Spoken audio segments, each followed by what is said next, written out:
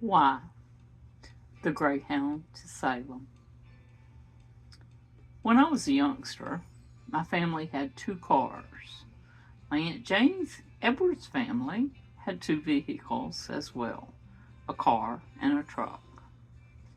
That said, it still puzzles me as to why my cousins, sisters, and I were taken as children to the Perry bus station on Friday afternoons and put on the Greyhound on our own to ride the 20 miles to Salem to stay with our grandparents for the weekend.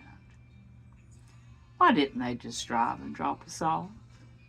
Perry to Salem, 1 red light, light traffic, maybe 1 or 2 barely curves, no speed traps. I can't think of an easier drive. We were not tweens or teenagers. We were children. They put us on the bus. It began with the 2 oldest cousins, Susan and Janie Edwards. Then my sisters Peggy and Pam joined in. And finally, the youngest, Rosemary, and I took our turns riding the Greyhound to Salem. I'd love to have been a fly on the wall when that first idea first came about. Let's send the girls to Salem for the weekend, but instead of driving them 20 miles, let's put them on the bus.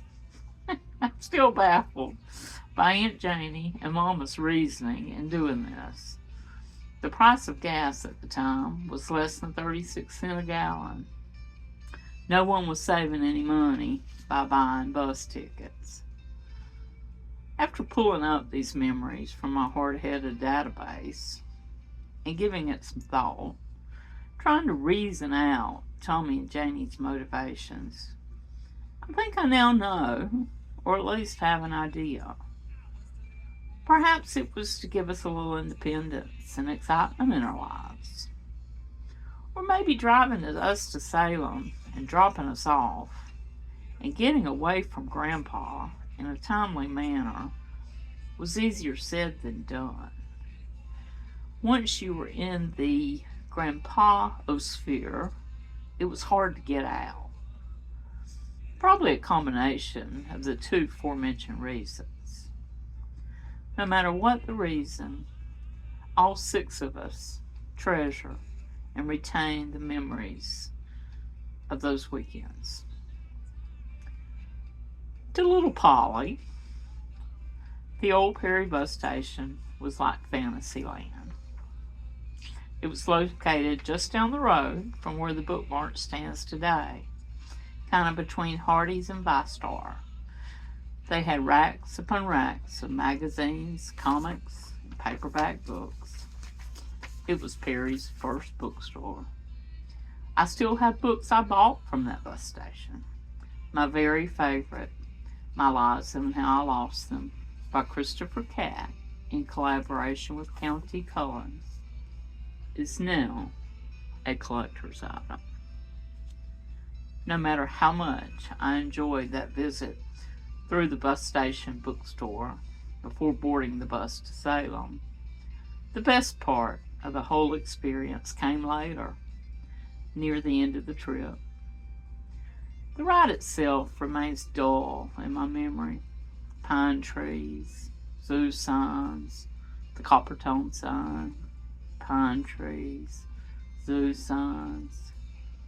The memory that shines the brightest is the image of our grandma, Maud Tolles, in the distance, standing out on the edge of the southbound lanes of Highway 19 in her dress and apron, and waving a handkerchief at the bus driver, signaling him to stop.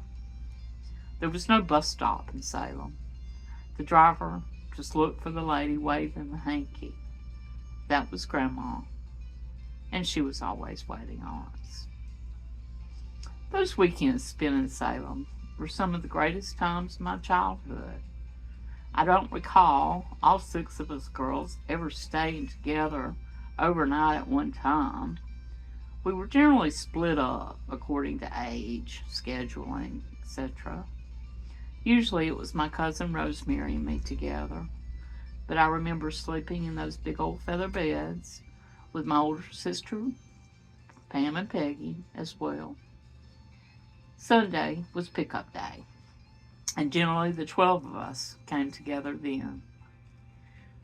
Susan, Jeannie, Rosemary, Peggy, Pam, Polly, Speck, Janie, Warren, Tommy, Grandma, Grandpa, Maud and Bill.